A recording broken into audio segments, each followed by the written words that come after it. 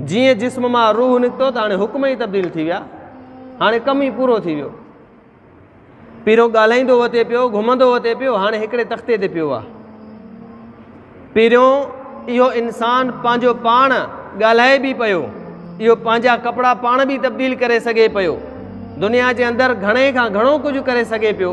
जॾहिं जिस्म मां रूह जो निकिरणु थी वियो त पोइ हाणे हिकिड़े तख़्ते ते पियो हूंदो। अगरि कपिड़ा मटाइण जी ज़रूरत आहे त इहे कपिड़ा बि तोखां लाहे बि न सघिबा, ॿिया तुंहिंजे कपिड़नि खे कटे करे कढंदा अथऊं।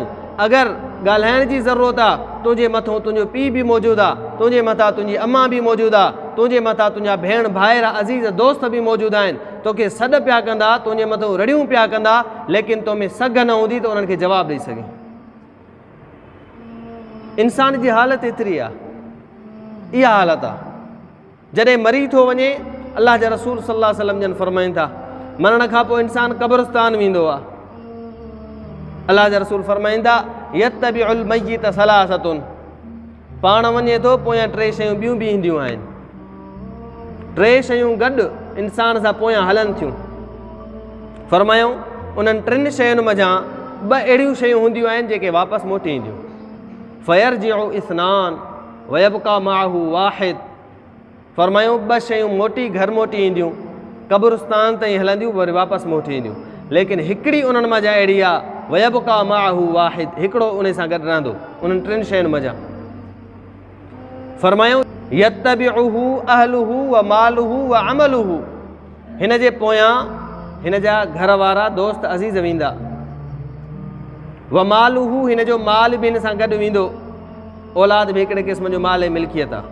उन सां गॾोगॾु तव्हां जंहिं बिस्तरे ते मैयत खे खणंदा आहियूं उहा उन जी मिल्कियत आहे, उहा खट उन जी मिल्कियत आहे। अगरि ग़ुलाम ऐं नौकर ऐं चाकर हूंदा त उहे बि मिल्कियत आहिनि, उहे बि गॾु हलंदा। व अमलुहु, अमल बि गॾु हलंदा। फरमायूं फयरजिउ मालुहु व अहलुहु, जॾहिं क़ब्रिस्तान पहुचंदो, क़बर जे ॿाहिरों माल पोइ ते बीह रहंदो, माल क़बर खां पोइ ते बीहंदो। सभ खां पहिरियों जेको तव्हांजो माल आहे, तव्हांजा ग़ुलाम, तव्हांजा नौकर, तव्हांजी खट, तव्हांजो बिस्तरो, इहो पोइ ते आहे, क़बर जे वेझो बि कोन ईंदो, ॿाहिरि बीह रहंदो। व अहलुहु, अहल जेको आहे ख़ानदान, इहो बि मोटंदो। लेकिन अहल ऐं ख़ानदान ऐं औलाद एतिरो वफ़ादार ज़रूरु आहे त सिर्फ़ु क़बर में लही तव्हांजे मथां मिटीअ जा लपा विझी लताड़े करे मोटी ईंदो, बसि एतिरो वफ़ादार आहे।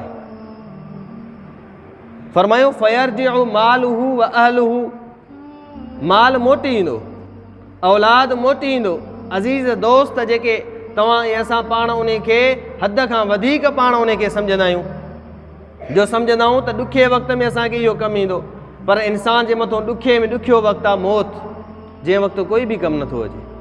फरमायूं फयरजिउ अहलुहु व मालुहु, मोटी ईंदा। पाण फरमायूं वयबका अमलुहु, जंहिं अमल खे असां कुझु बि न सम्झंदा आहियूं। फरमायूं जंहिं निमाज़ खे तव्हां कुझु बि न सम्झंदा आहियो, जंहिं रोज़े ऐं हज ऐं ज़कात ऐं ख़ैरात ऐं कंहिंजी मिस्किन जी ग़रीब जी मदद करण खे तव्हां असां कुझु न सम्झंदा आहियूं, इहो अहिड़ो अमल आहे जो फरमायूं वयबका अमलुहु, इन जो इहो अमल इन सां गॾु क़बर में गॾु हूंदो।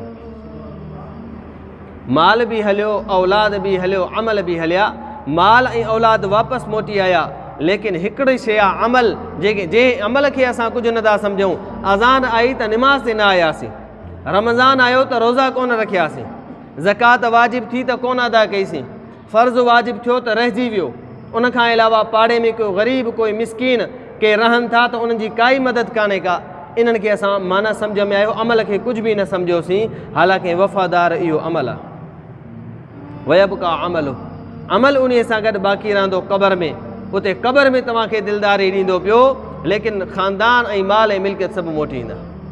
तंहिंजे करे अमाल सां मुहबत करणी आहे। मौत जी तयारी अमल आहे, मौत जी तयारी अमल आहे। अगरि अमल आहे, नेकियूं आहिनि, त पोइ सम्झंदासीं मौत जी तयारी आहे। मज़ीद इस्लामी मालूमात ऐं बयानात जे लाइ मौलाना राशिद हिमोरो जे फेसबुक, यूट्यूब ऐं टिकटॉक चैनल खे फॉलो कंदा। शुक्रिया।